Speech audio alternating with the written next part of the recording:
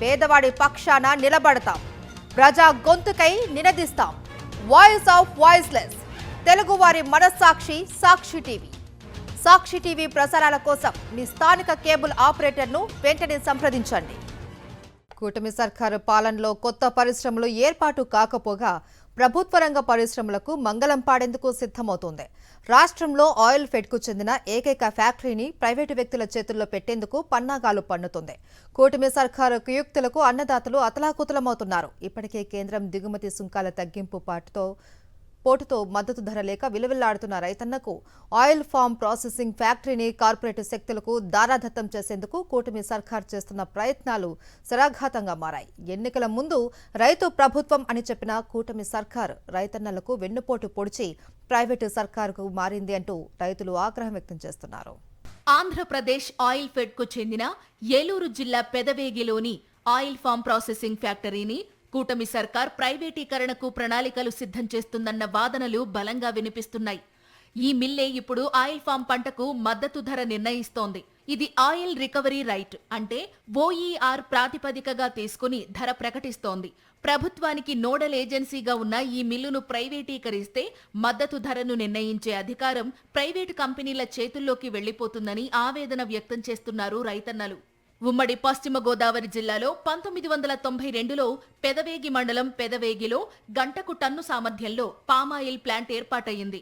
ఏలూరు, కాకినాడ జిల్లాల్లోని 5 మండలాల్లోని పామాయిల్ గెలలు ఇక్కడికి తెప్పించి ప్రాసెస్ చేస్తున్నారు.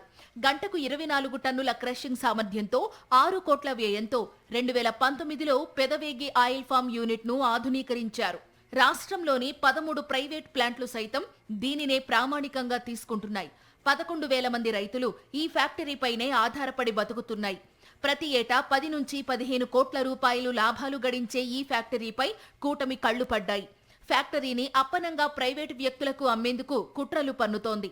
దీంతో పెదవేగి ఆయిల్ ఫెడ్ పామాయిల్ ఫ్యాక్టరీని ప్రైవేటీకరణ చేయకుండా చూడాలంటూ దెందులూరు మాజీ ఎమ్మెల్యే కొఠారు అబ్బయ్య చౌదరి ప్రజా ఫిర్యాదుల పరిష్కార వేదికలో కలెక్టర్కు ఫిర్యాదు చేశారు. లాభాల్లో ఉన్న ఫ్యాక్టరీని ప్రైవేటు పరం చేయాలని చూస్తే ఊరుకోమని కూటమి సర్కార్ని హెచ్చరించారు అబ్బయ్య చౌదరి. 10 కోట్ల నుంచి 15 కోట్ల వరకు కూడా ప్రతి సంవత్సరం ఈ ఫ్యాక్టరీ లాభాల్లో ఉంది. లాభాల్లో ఉన్నటువంటి ఈ ఫ్యాక్టరీని అవును తప్పకుండా 30 సంవత్సరాలని యంత్రాంగం అక్కడ ఉన్నటువంటి మెషినరీ కనుక పాడైపోతే కొత్త మెషినరీ అప్గ్రేడ్ చేసుకోవచ్చు.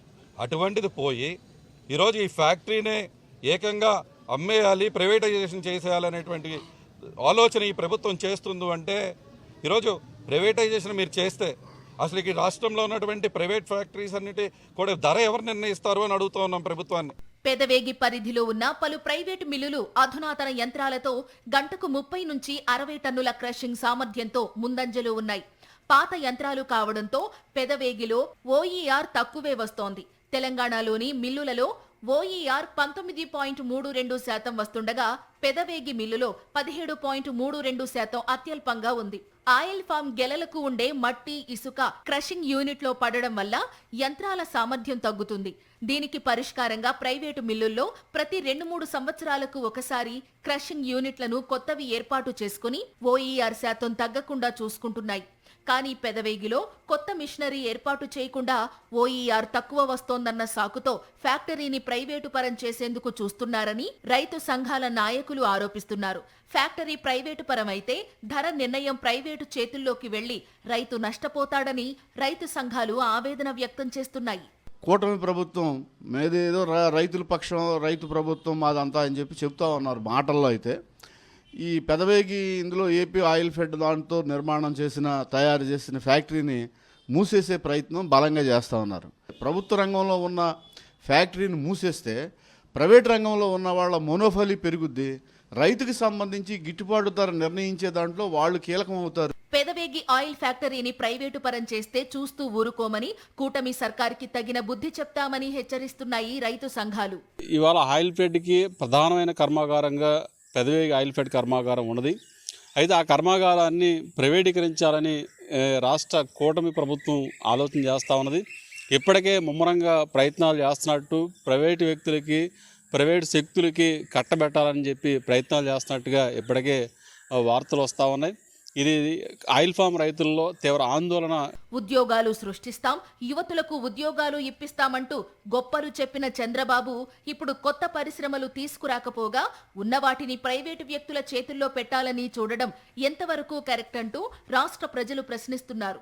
ఇప్పటికైనా ప్రభుత్వం నిర్ణయం మార్చుకోవాలని డిమాండ్ చేస్తున్నారు.